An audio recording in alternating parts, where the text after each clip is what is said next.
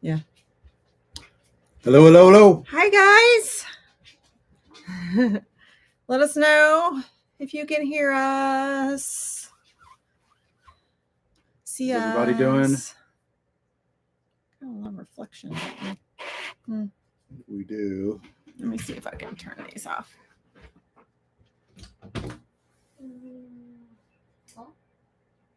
I'm going to change the light situation here. Hope you guys are doing well. Better. I'm wearing my, whatever you call these things. I don't know, these yellow tinted glasses, mainly because they're my computer glasses that I wear all day during the day, which actually they do help quite a bit. But I can't find my other glasses that I would normally use to read the words. So old people problems. So it was either I had to use my bifocals and I would constantly be doing this. That's what I do. Or I could wear these and I could read the words. So lesser of two evils. All right, we'll let everybody settle in. We had a lot of people email their questions because they couldn't make it. So we'll see if people pop on. And you'll notice somebody's wearing a hoodie here. That's because it's chilly here in South Haven, Michigan. It is a whole whopping 50. 50 degrees, and it has been rainy and drizzly all day. But yesterday and the day before, it was gorgeous. We are enjoying it so far. We are very close to Lake Michigan. Yeah. I think Sophia, our daughter Sophia, is here. Yeah, she just got out of her junior year in college in Northern Ohio in Oberlin College. So she came over and drove over to see us, and she'll be hanging with us for about a week and a half? Week and a half-ish, yeah. And we're going to get out of here and go exploring while Barry works tomorrow. And then, I'll have Sophia pop on here in a little while. And you guys can ask her, any questions you have. Because, it is an interesting. We get a lot of questions about that. What do your kids think? What's your family think? That's right. We'll see if we can pry her off of our bed where she's been hanging out. No, she's actually been working. She has an internship with a company that she's actually going to be going down there to Atlanta soon and being there in person. But she's been working on doing some stuff for them online, and so she's been working in the bedroom. There you go. So I have some questions. You guys are welcome to throw anything in the chat if you've got it. Natalie will circle back. I'll bring Sophia on in a little bit. We'll circle back to that. Let me pull up my questions. Boat's old. No. I actually ended up donating it to my great nephew.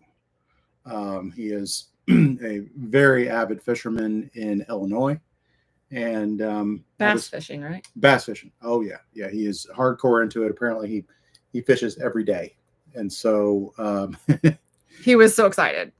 Yeah, I mean, because he was just like, "It's crazy, man. You contacted me," because I really don't know him all that well. I mean, he's probably 23, 24, something like that. But my sister's grandson. And anyway, so I just said, hey, been trying to sell this, can't do it. So I'd love to keep it in the family. It was either that or I stored it in my brother's garage or something, which would just been dumb. It might as well be getting some use out of it. So anyway, so I told him his only requirement was that he was going to have to give me bass fishing lessons when I come back to around Illinois, because I'm not really good at bass fishing. It's funny. Yeah. So, but thanks for asking. But but we are now getting more clear of the clutter. We're actually, I'm thinking pretty serious about, I used to be real into like mountain biking when I was in college, which of course was eons ago, but the e-bike thing is okay. And I'm really thinking about getting back on a real mountain bike and, and fulfilling my college age fantasy of going out to Utah and doing all that kind of mountain biking. So, but that means we're going to have to sell the e-bikes. Yeah. Only way we can make that work is, and we've already been thinking about switching the e-bikes out for something a little more compact. The ones we have are really big and heavy, and they're awesome for off trail. But I feel like if he gets the mountain bike, that I use it more as a commuter kind of thing. So I think a smaller one would be okay in that case. So because I ain't mountain biking. I'm just telling you, I'm too klutzy. Up. Yeah. She's not. Oh, Coach John used to bass fish in tournaments. Oh, nice. Well, you were my next choice with giving the boat. Sorry, you missed out. The new rig. We have had some news. It's not as much as we would like. I tell you, we got to say that Old Alliance. Here's what we find out is that I think how we think of marketing people as being us. We never leave our computers and we're stuck on them all day. Whereas the head of marketing for Alliance, his form of marketing is basically going out and doing trade shows. So they are always gone. Busy, gone, in and out constantly. Yeah. So they are really hard to get a hold of and pin down and stuff. And so, but the good news is they were going to, they're going to repair our rig, which is awesome because we need to get it all just kind of brought back up to snuff so we can put it up for sale. And they were going to have to wait to do that until September. And so Darlene threw a little fit. No, I'm just kidding. Darlene, I just asked. Sometimes you just got to put it out there and ask. Just that was like, can you get us in earlier? Yeah, so they're going to get us in July. So we're real excited about that. So we're kind of want to get this show on the road. Although we were really, because we're actually pretty close to Elkhart right now, we were hoping we could drive down to Elkhart and see the 2026 because the Alliance rally, the national rally is going on this week. Right now. And apparently they don't have any of their 2026. Yeah, models. our friend is there and she's like, usually they have a couple sneak peeks so you can see like, each year they sometimes upgrade the fixtures or the drawers or, the look, the color schemes, all that stuff. And then sometimes they'll reveal new layouts of RVs and they didn't do that this year. I think that I don't think it has to do with the tariffs at this point. I just think they weren't ready yet. So we're kind of hoping that when we get our rig repaired, they'll be able to show us the new 26s. And we kind of have it narrowed down to a few different options and there's pros and cons with each. So you'll just have to wait until we figure it out. Jim and Nat, my son is great at bass fishing. He wants to go deep sea fishing, which we know nothing about. Well, okay. I will tell you the only thing that you need to know about deep sea fishing. Make sure that you have something to keep you from getting seasick. It's really true. But it wasn't Florida waters. I was fine. Either way, it doesn't matter. Be safe. Went out west and yeah. Woo, those waters are different. I mean, because getting seasick is one of the most miserable things that will ever happen to you. Yeah. It's because you're out on a boat. And the thing is that a lot of people don't realize about if you charter a boat, you can go out on, they call them party boats and they might be like, you might have 20 people on there. There's some that go up to 50 or even 100.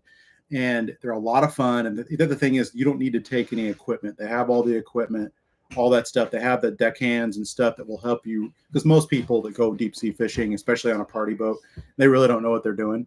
But it is a whole lot of fun if you don't get sick. So if you just make sure that you do like those magnet things, or there's some other Dramamine. There's you look it up. You can find stuff for it. So that's the key. But otherwise, you just show up and just do what they tell you to do, and you'll catch a ton of fish. It's a lot of fun.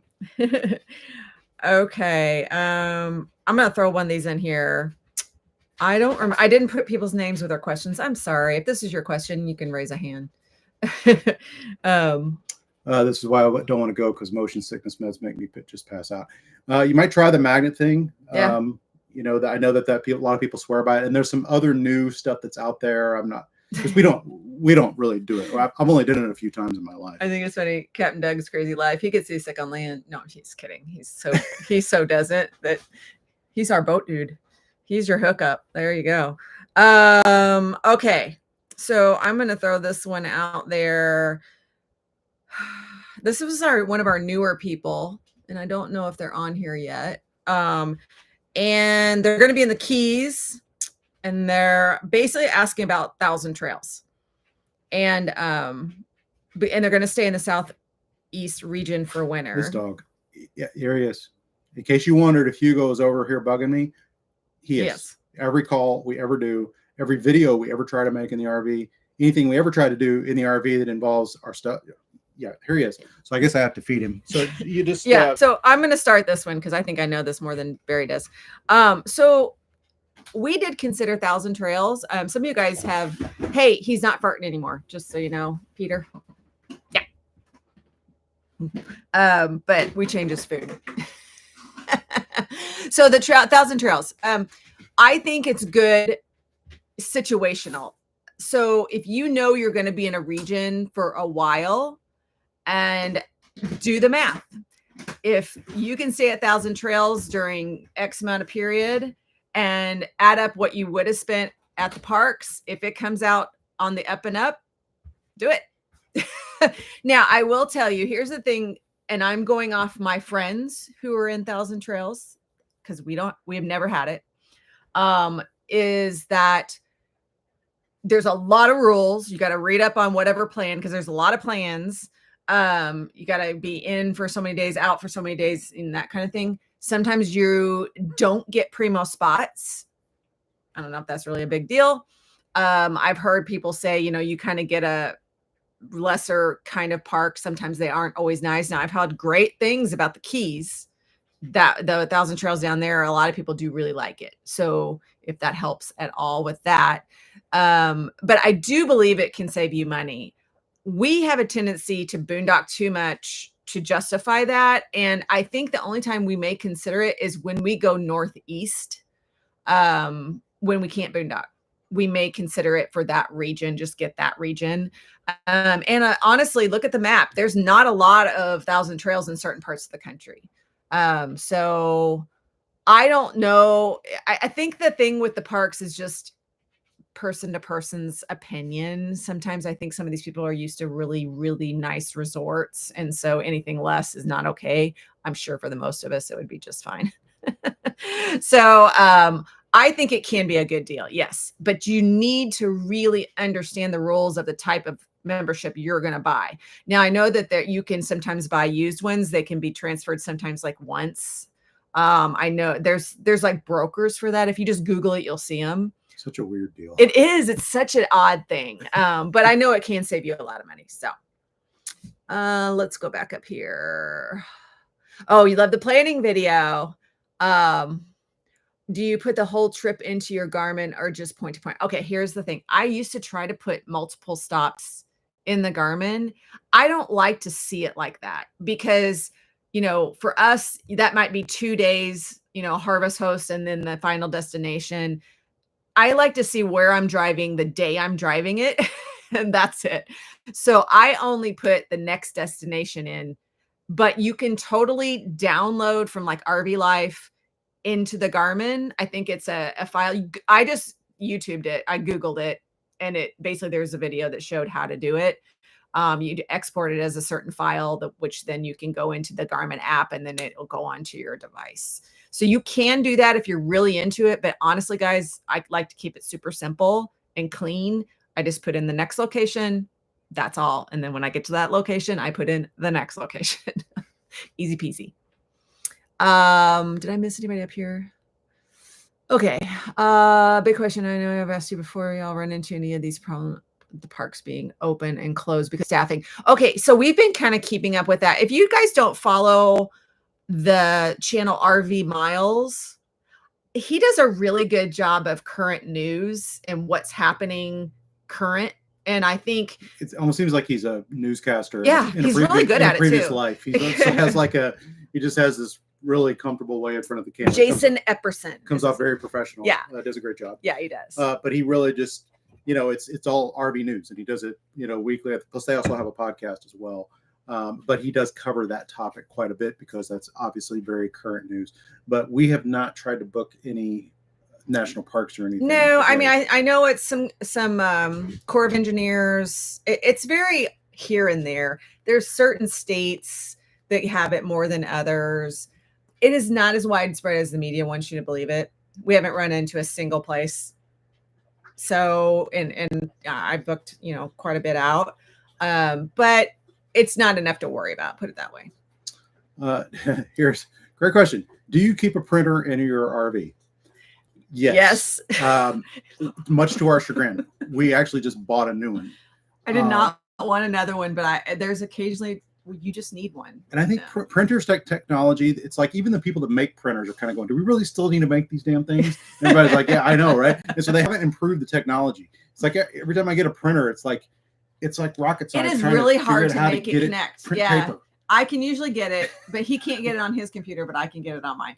But we do have one. I wish it was smaller because I thought if I'm going to get a printer, I'm going to have a scanner because that actually has come up a few times. So what were those morons in Florida? They had you print that thing out and then you had to physically bring it to the office. Tell that story. Okay. So this goes to healthcare on the road.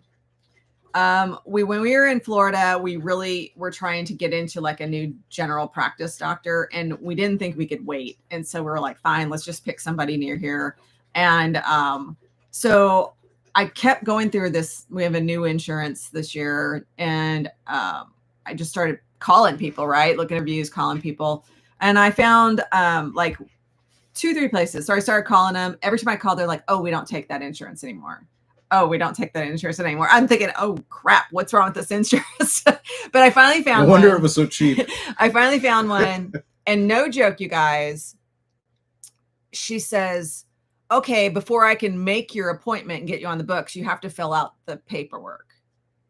Okay, can you email it to me? You need to print, or she goes, no, you need to come in and pick up the packet. And I'm like, can you just email it to me? And she's like, do you have a printer? I'm like, yeah. And so I get it. And no joke, it was like 20 pages. So we both had to fill it out separately by hand. I had to take it to their office to drop it off.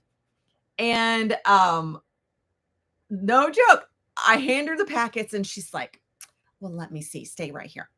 And then she starts throwing the papers on the counter going, well, you didn't fill out that all the way. And this doesn't have a signature. And you're going to have to take these back and bring them back some other time. And I'm like, can I just make the appointment? And she's like, no. And I was like, so long story short, she had to put it. I took the packet back. I just filled it out and tucked it back. And she puts it on the bottom of a stack of papers about this thick and goes, okay, we'll call you in a couple weeks to make your appointment. What? So it was insane. It was the worst. We canceled. We were like, this is a bad sign. We don't want anything to do with it. We made an appointment for in Indiana, where our family's from. Made it online. No paperwork. Did everything when I got there. I'm like, ugh, just don't if your gut tells you no, don't go. Yeah. Well, if there's anything to be learned from that as well, which was, if you guys have been with us, we stayed in Spring Hill, Florida. And we stayed there for 3 months. That's the first time we've ever stayed still like that, going back to Florida. And I think what was happening was that all the snowbirds like us, that's pretty much all is in Spring Hill, they were all doing the same thing as us. They were bombarding these doctors' offices. And so they were getting super busy with a bunch of part-time people. Yeah. So, and I was like, I thought it through. I was like, let's just wait till we get back to it was back so to much Indiana. Better. And we went to an old doctor that we used to have when our son was born. Our son just turned 26, by the way.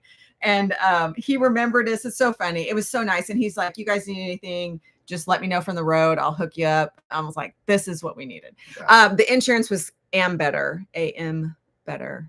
So part of the Obamacare. Yeah. I don't know if I'll keep this one. I think I might go back to something more widespread, but it is nationwide. So we just went for all our checkups. So we'll see. We'll see if it's covered.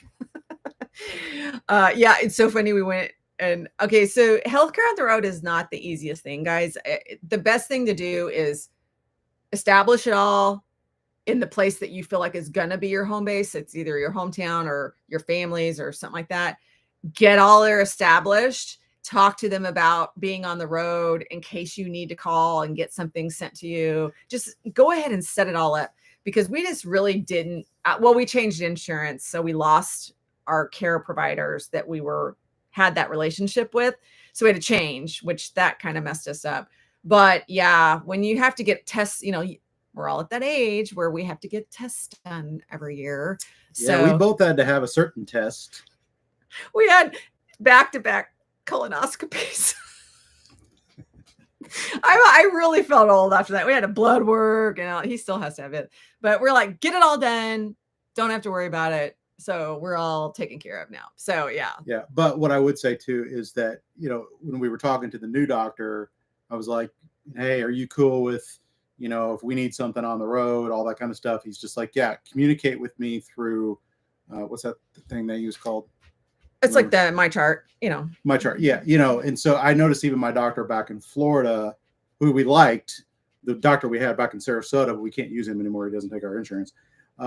They want to communicate. They want to do everything online. Yeah. Because it's just so much easier for them. And it's probably, it's a record. So that way they make sure they give you the right thing. And so I would say that definitely talk it over with your doctors, especially if you have special medication needs. I didn't know that I had a special medication when I needed Ambien, which actually, it's a sleep med, but it's actually a narcotic. And so in certain states, it's like you're asking for them, to get fentanyl or something. I don't know, but it's so it's like, so it's a little sketchy to be able to get Ambien of all things. But just make sure that your doctor is totally cool with you moving around the country. And like when you move certain controlled substances, medications like that, not regular medications, from so we use CVS because you can generally find them everywhere, or maybe you'll use Walmart.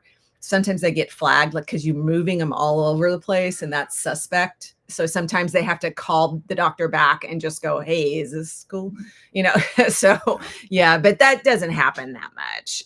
But yeah, that's probably the biggest juggle a little bit is healthcare stuff. Yeah, if you're moving across borders, you better get everything and have it so you don't have to worry about it while you're visiting Mexico or visiting Canada. I like to do the 3-month supply. I do it through the mail house when I can. So that's kind of thing. It's kind of nice if you can get it on subscription. But that's what the thing is with the Scabies mail service. I've missed stuff before. So if it goes there, at least I know I can have it 2-day to wherever I am. So that's kind of nice. Peter says, I've been hearing a lot about RV suspensions mostly being crap with new RVs, but the ones you can buy apparently are extremely expensive. Yeah. I mean, if you want an independent suspension, that's kind of the gold standard of suspensions. And they're like 10 grand. I'm like, that to me is almost impossible to justify the expense. Cause I'm like, you almost have to look at it like solar is one of those things where if you do the math on it, if you're going to boondock a lot, that if you boondock over a period of a couple years or whatever, you're probably going to pay it off. And then it's going to start, you're going to be saving a ton of money. Whereas with independent suspensions, I don't know. I can't see how the math ever works because it's like, is that eventually going to save you $10,000? No. I mean, yeah, they ride better, all that kind of stuff. I get it. But now, one thing that I would say, Peter, I don't know if you watched our video on when we went to the Tampa RV show, and we saw that, what was that product? I can't remember what it was called. It's like they're like these big giant spring systems that they have now. They come stock on the RV. They're the coil something. Yeah. You'll see it. Just go back and watch that video because we did quite a bit on it because I was so intrigued by it. But it's on the pin box. There's this big spring loaded deal. And then they have the same technology on the suspension. And so it just makes the whole thing. In fact, the guy that we were talking to who was there at the booth, he was giving us all the numbers on how much it really takes a lot of the pressure off of the suspension. And those are coming stock, at least on the Alliance Paradigm, which is the RV that we're looking at. But we saw it on other RVs. I think we saw them on, there was another brand, kind of a lesser. Yeah, I don't remember the name. But yeah, we're kind of really liking that idea. Yeah, I mean, to me, I was like, hey, that looks very attractive. Yeah, those independent suspension setups are quite costly. So, yeah. I mean, I know a lot of people don't regret them. And I tell you what, we've been on some roads lately. Oh my God. Okay, so this happened. I forgot. So Indiana was fantastic about 2 hours. And then we started going through Indy or something. I don't know. Things just went to crap. And I mean, we hit some potholes where I cursed. I mean, it was just like our dash cams thinking we're in a wreck. So I mean, taking it's just pictures. like you could feel your wheel just go down in that and just crack, you know. I mean, and it did it twice. And so we got to our destination, and Darlene was like, "Oh my God, our kitchen sink actually fell down." Yeah. Into the wood right here. Yeah, it just went down about, I don't know. It's right here. Half inch. So it's like, yeah, so the entire metal tub basically fell beneath the counter on one side. So I think just because it's like glued, there's these metal tabs on both ends, but not on that side. And so it just fell down. So I had to go to the hardware store and cut some metal and do all this crazy stuff to try to get to. And we also get this. This is a kicker. Our license plate on our RV fell off. It's a long story. It wasn't in there in the right way. That wasn't really the fault of the highway. That was the fault of some dumb idea that I had. So now the cool thing is the Bushnell, Florida escapees, because that's where we're residents of now. Their tax collector is spot on. I called her. She told me what to fill out. I filled it out, emailed it directly to her. In 15 minutes, she called me back, 15 minutes, and said, "Hey, I noticed you're up for renewal soon. You just want to do this all at once so it saves you some money?" Can you believe that? So yeah, I paid her, and she goes, "Okay, I'll mail it out today." Unbelievable. I've never had that kind of experience with license plates, bureaus, anything. But yeah, so that's the fun stuff that happens, and you're just like, "Oh my God, I have to get a new license plate." Okay, so back to so Jim asks, who did your solar? So we went with their company name is Bulldog Solar, I think, but it's just based a couple guys, one guy, and he had one guy, and he had his other solar install buddy. They kind of tag teamed the job. They were down in Arizona. Both of those guys are full-time RVers. We found them going through the NRBTA site because they have solar technicians, you know, that go through their training courses and everything. And they have a website where they, you know, where you can go, and it's, in fact, I would recommend, because that's what we did. We were like, where can we find a solar installer that can essentially, because we were on the road, obviously, we knew we were going to be in a certain place at a certain time, and we wanted somebody who would come to us. And that's exactly what they did. You know, some of these solar places, they want you to come and bring your rig to them, which, you know, I guess in a pinch, if it's only going to take them a day or two to install, you just go to a hotel room or whatever and just deal with it. But they came to us, but we also had all of the stuff. Yeah. I had bought everything ahead of time thinking I was going to do the install myself, which I didn't, obviously, but I ended up saving quite a bit of money because I was able to shop around, you know, and get the lowest prices. And I actually bought, if you want to consider doing this, you can go to Inverters R Us. I think they were one of the largest, if not the largest, Victron dealers. They still haven't come back. I know. But anyway. And we do have a video on that. But I didn't finish my thought. They have a scratch and dent list on their website. And if you know anything about scratch and dents, typically they're not really like the name sounds. They're basically somebody ordered something, they shipped it out, and they shipped it back because it wasn't going to work for them for whatever reason. So it's an open box, so they can't really sell it as new. So they marked it. I think I saved anywhere from 10 to 20%. And, you know, with $1,700 parts, that adds up. So yeah, for sure. Yeah. Do you want to tackle the two questions you got there? Yeah. Okay. So we did have a group question for somebody in the group. I don't know if they're on the call right now. The question is a little odd the way that he asked it, but I believe this person has a motorhome with lead acid batteries in it, and they're wanting to cross over to lithium batteries. And what they're asking is, you know, because their lead acid batteries are traditional size 12-volt batteries, and they're asking, can we go to those, you know, like what we have? If you've seen our batteries, which are the Redodo, they're the long batteries, right? I'm just getting the screen here. So they're long like that, but they're just basically the size of two regular batteries. They're pretty much back to back. It's just about battery cells. And he was asking, can I get that? And if I do that, will I have to switch my inverter? You know, is it going to require more work for my inverter to charge up that battery?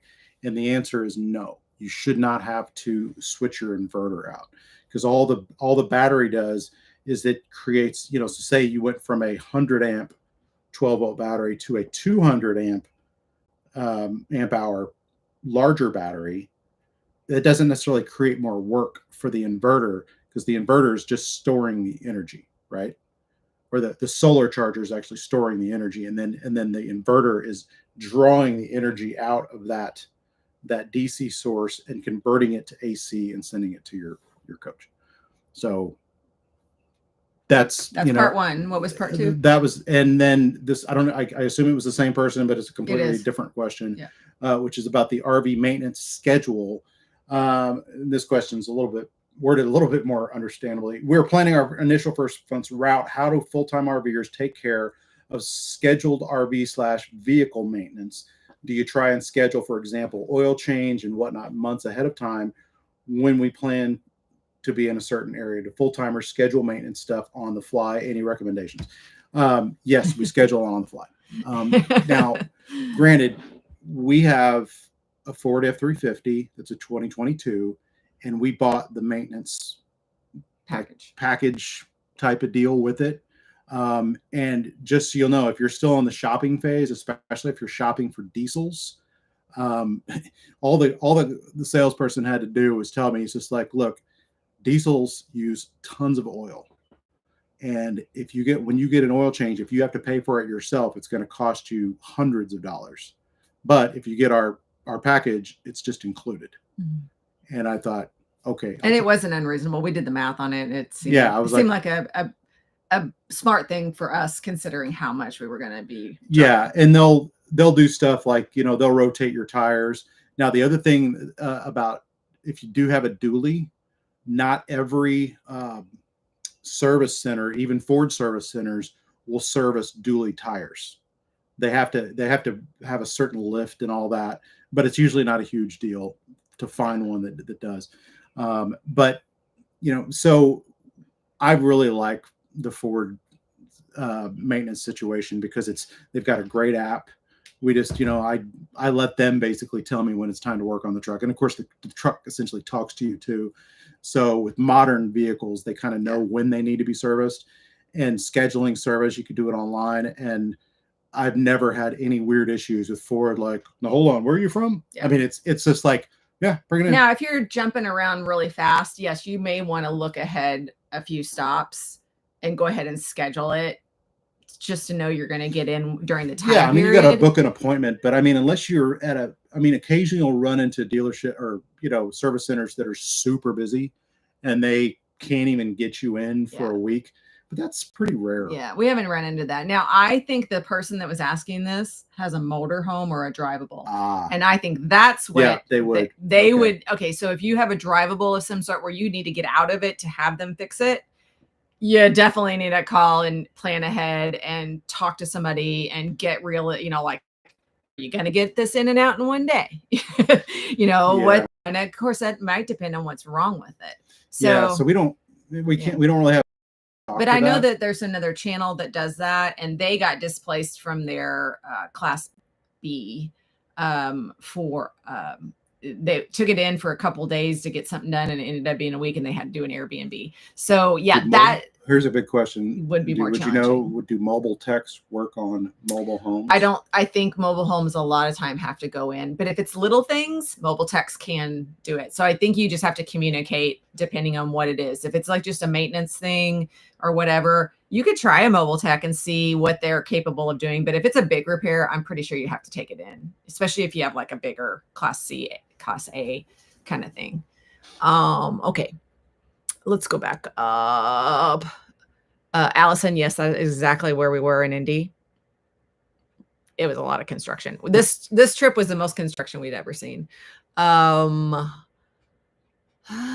see here. Okay, so Allison's getting a solar install. That's awesome. That's very exciting. Nice. How's the weather? Up here it's cold and rainy, a little bit rainy. 50 degrees. It during the day. It's interesting. I mean, this is our first time to Michigan, and it's almost June, which is kind of crazy to us. But I mean, we're 20 minutes away from Lake Michigan. Yeah. And so the air, the cool air that comes off of that lake is crazy. But then the sun can be beaten down, but it's just because the air is so cool during the afternoons when it's sunny, it's totally pleasant. We've been really pleased so far. One thing, you said something earlier. Oh, something for you to research. In fact, I think it was somebody in our group that had asked about this, and we didn't know anything, and we learned something. Oh, you guys heard about these? You've probably seen these portable power stations or solar generators. I think it was Allison or Natalie. Was it? Okay. I don't. Let us know. So somebody asked us specifically about the Bluetti brand Apex 300. It's a new product. In fact, from what I understand, it still actually hasn't shipped yet. They're not even going to start shipping them until August. But Bluetti, it's a company kind of like Ecolab. There's some other ones they're all competitors. They make those solar, kind of all-in-one. It's essentially like a big battery compartment with an inverters and all that stuff built in, and you can plug solar chargers into them. And some of them have 30 amp, on the side. But this Apex 300 actually has a 50 amp output. But we started looking at the specs on this thing and watching some of the early reviews because they've been having some influencers, they've been shipping them out. Very impressive. I mean, for the money, I'm going, and if my beard was as long as it used to be, it would have been, But yeah, so it looks like a very interesting thing. Yeah, it was Natalie. We have several. Good question. We got intrigued after we saw that because it was like, yeah. So, and I realized they had reached out to us before, so we shall see. Yeah, but the fact that you can really expand it and you can add additional batteries, and get a ton of power out of it, and it charges like super fast. You can also charge it up with your truck. I mean, but to me, it's like, and there's nothing to install. Basically, I mean, we could probably fit it in our generator bay and maybe put the additional batteries on the bay to the side, wire it up, and you're done. And when you sell your RV, you can take it with you. So we'll see about that one. Let's see here. I'm going to go back up. Someone was asking about pets, full timing with pets. Any recommendations for ensuring the pet has AC or heat if you lose power in the resort and can't get back to the rig quickly due to work? Will resorts help reset? Couple parts of that. We're big fans of the waggle. That's going to tell you if you lost power or if it's getting hot or cold in the RV. But your question is, will the resorts help you? Usually, I think they would. If you contacted the office and said, hey, I got a notification, my power went out. Can you go check my pedestal and see what's up? Now, I know people put, like for us, we have a door lock with a keypad. And so if it was really a big deal and they needed to get your pets out, you could give them the code. I don't know. Like for us, we couldn't have someone come in here and turn and mess with the AC because Hugo's not going to have that. So know your pet. So it's one of those where I think most resorts, campgrounds would, if you were far enough away, the time frame to get back was, we had this happen. A friend of ours had this happen. And their thermostat, their cats almost died. Yeah, their cats almost died. And they were 2 hours away, which I'm not comfortable being that far away at any time. So an hour is pushing it for me. But if it's super hot outside, it gets super warm in the RV really, really fast. So I know some people have the ability to Bluetooth into their systems. Some people have the thermostats and all that. It is something to consider. We haven't done that. We haven't really needed to. We're usually not that far away, and we have a tendency not to be where it's really hot or really cold. So those are things you could try and see if you can. Just asking about waggle and the cell option. So yes. So the waggle now has 5G. It's a multi-carrier. It's working really nicely. I can tell you that. When they had the single carrier before, it was just Verizon, I would get in a couple places where it wouldn't work. It only happened in, almost 3 years, like 2 times. And so now I don't have any problem with it, but I am a big Waggle fan. Some people, the complaints that I have got, people comment on our videos and things like that. A lot of it's user error, not knowing what the system is capable of and how to change it in the settings and things like that. There is a subscription. It's not that much. If I get the 2-year and it's less, I think it's like 30 cents, 40 cents a day or something like that. But I love it. The camera is just extra. I just like to see my baby. But the temperature thing is awesome. Yeah, I really do like it a lot. And we do have a discount code and they run specials for us. And I usually put them in the emails and in the descriptions and all that. I think I have it in the course, is their ongoing one, but sometimes lately they've been doing different combo deals. So if you wanted the camera and the temperature monitor, they have like a bundle deal. And if you don't see it, I'll send it to you. Just tell me. Let's see here. If you have any trouble with it, you're welcome to ask me to their customer service. I haven't had any problems with their customer service. Some people said they didn't like it. And again, it's hard to know, but I know a lot of people that use it and love it. I think Barry's trying to get Sophia to come in here. It's not a huge group. It's just a small group. Just take my chair. Yeah. Mom will interview you.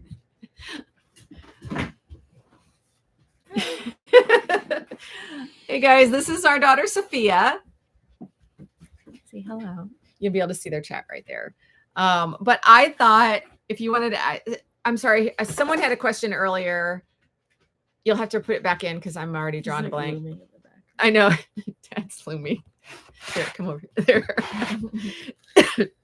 But you're welcome to ask about, excuse me, what family thinks. I think someone was talking about schooling. Huh. But so what do you think about mom and dad traveling? When we first said, hey, we're going to travel in RV and take away your home. I mean, to be fair, the timing, I think you decided like almost when I graduated. Yeah. So like I was in like college mode. I was like, I don't care. Like I'm going to college. I'm not going to be there. And like, I don't know. I was more excited about like when you started planning cool places to go. Mm-hmm. And I think it was nice to know I had like kind of a room. Like I had a door that I could shut. I don't know. I think it didn't bother me just because like in a way it was more like their life rather than mine. Cause like I was kind of like I'd be there every day, not mine. And so like I saw how happy they were about it and excited they were. So I was happy to watch. If you were in high school, would you have done online school or full-time with your parents? So like if you were still had another year? No. I would have said like, I'll stay with grandma or something. I wanted. She was really involved in high school though. I mean, to be fair, she was knee deep in swim and the baccalaureate program and all that. So I like, would I say I enjoyed high school a lot? No, but like I loved swimming and I loved having friends.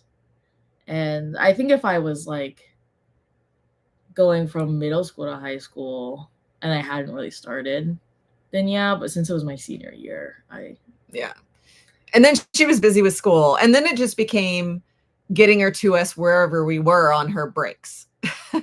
So now we do it where the first year she came to us on Thanksgiving, but normally we'll have her stay on campus with her friends. She goes to her friends that live around the campus, that they'll go to their house and celebrate with their family. And then she'll come to wherever we are at Christmas. And then she has also flown to where we were at spring break, but now she goes with her friends on spring break. So you see how that works, but okay, let's see here. How's swimming going? Yeah. It's going. I love my team. We're really close and we do a lot of fun stuff together. My coaches are great. Swimming wise, I've just been really injured, which has sucked. But she's hanging in there. I stopped. I feel like in senior year, more like senior year, I didn't give up, but I kind of like fought. I just stopped fighting certain battles with like my body, and I kind of like, if it's fun, I'm gonna do it. If it's not, I'll stop. Yeah, it became. If you didn't know, I don't know if we've spoken about this before. So when Sophia was small until she graduated high school, she was on a highly competitive team. Highly. Yeah. And it was a lot. And so she was like all about it. And then I think that it's always fun, but when it's that kind of competitive level, it takes away from some of that fun. And then she got to college and like is like, this is really fun. Yeah. So it's really the coaches. Like when I was in elementary and middle school, I had an amazing coach who I loved a lot. And then when I got to high school, I had a not so great coach that didn't make it very fun. Mm-hmm. And then I have my coaches now who have been the best coaches that I've had. Yeah. My son, this is Natalie who's asking that question. My son, who it really hates school, we are just trying to stay close for baseball. So I think, I mean, I could totally see that if he's just not into the school part. And like, I don't know, I feel like if I was a kid who loved being outside and who loved like outdoors. Yes, John, Sarasota Sharks. They live in Sarasota. Oh, really? Yeah. So Sophia, so she usually tries to come in the summer and spend some time with us. Last summer, we were laughing earlier. So last summer she came, Dad got bit by the dog and Mom fell on her head and had to be ER'd. Both conveniently, they were both at midnight or 1 a.m. or something. So that was just a really bad example of coming to visit your parents in the summer. So this time she is doing a summer internship down in Atlanta. You can tell them a little bit quickly about that. It's for this small consulting firm. I'm just going to be their marketing intern. I've always kind of started here and there, but it'll be like hybrid. Yeah. And I'll be going. And tell them what your major is. Oh, it's I can never remember. History and religion major with a minor in East Asian studies and a concentration in business. There you go. Yeah. So I think it would be very cool for her to take this marketing experience and find a company that has Asian American dealings, because then she could apply both her major and minor and all that stuff. So pretty cool. Okay. All right. You have anything else to say? You got anything else to answer? What were your favorite spots that we've been? Oh yeah. As a family? Where have you liked going with us? We did a big trip at the beginning, and then she's done small trips since. Oregon. Did Oregon? Oh yeah. Oregon was, I think, one of my favorites. I think very beginning we went to Blue Ridge Mountains in Georgia. Yeah, I like mountains, so that, anywhere we went. We went on a rafting trip there that was mind-blowing. Yeah, that was high up there. And I really did like Wyoming and Colorado. Yeah. I think it was really cool. Yeah. She's had some pretty cool places she's got to come. Yeah. So didn't I make you hook up the tanks? No. We don't make her do a lot when she's with us. I sat in the car with you. Yeah. Yeah. Just remembering all the little quirks about the RV is half of the Yeah. Okay. All right. Say bye. You got her for longer than I thought you would. Thanks, sis.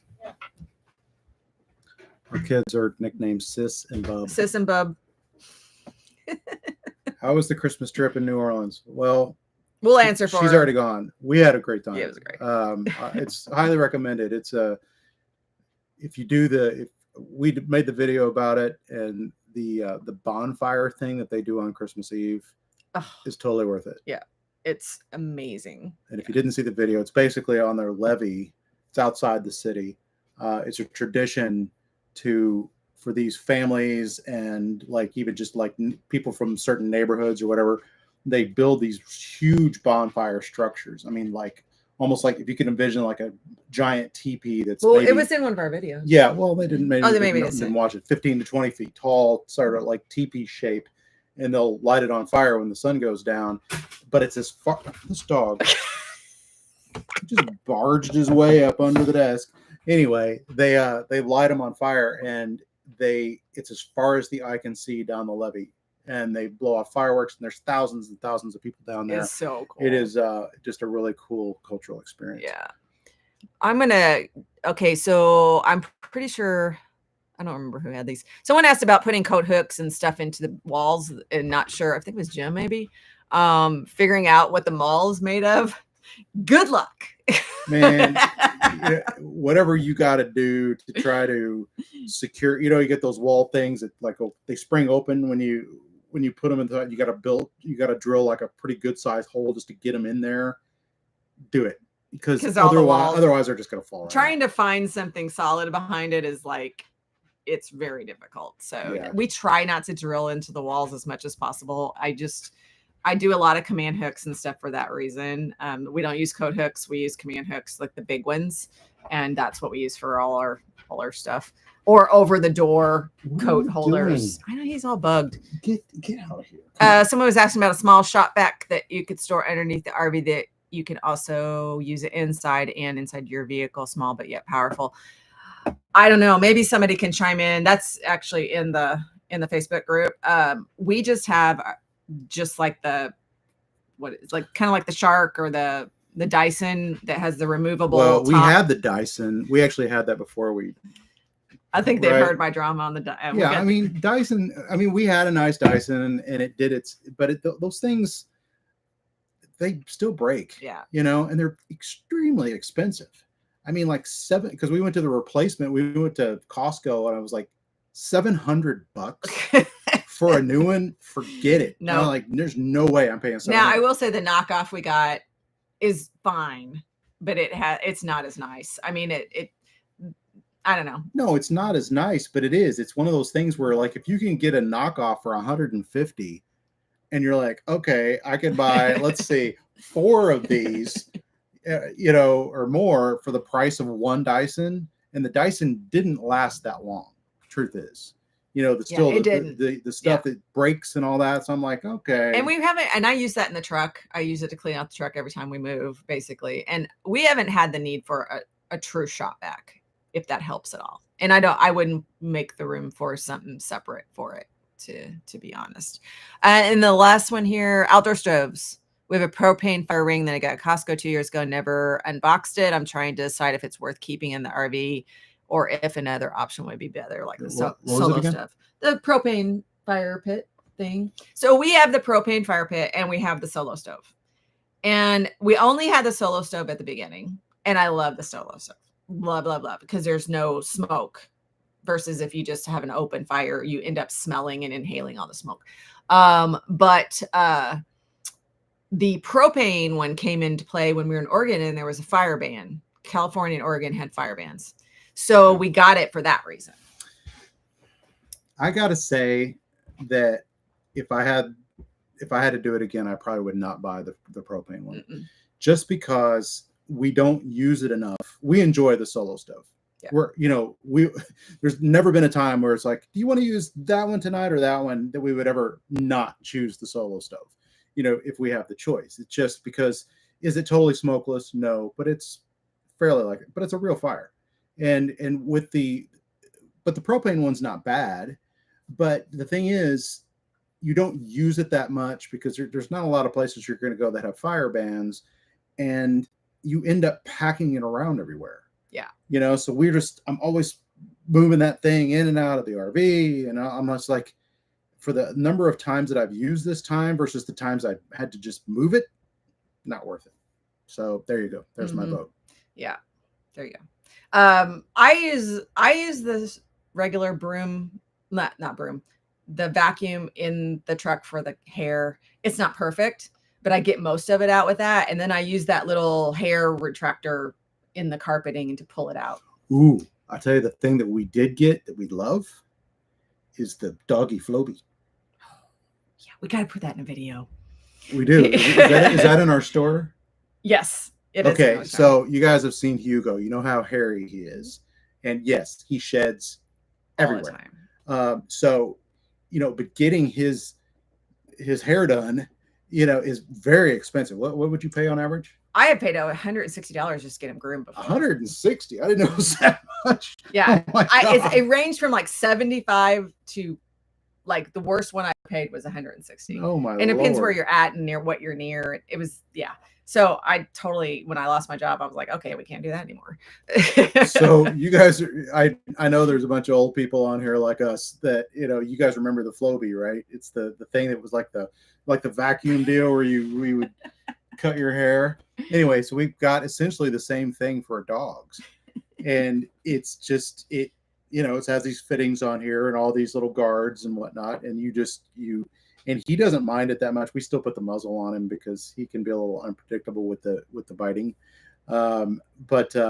Anyway, but it just sucks the hair up as it goes. Works. Well, it cuts great. it and sucks it up. Yeah. And then it has like. And it also works on beards. It's true.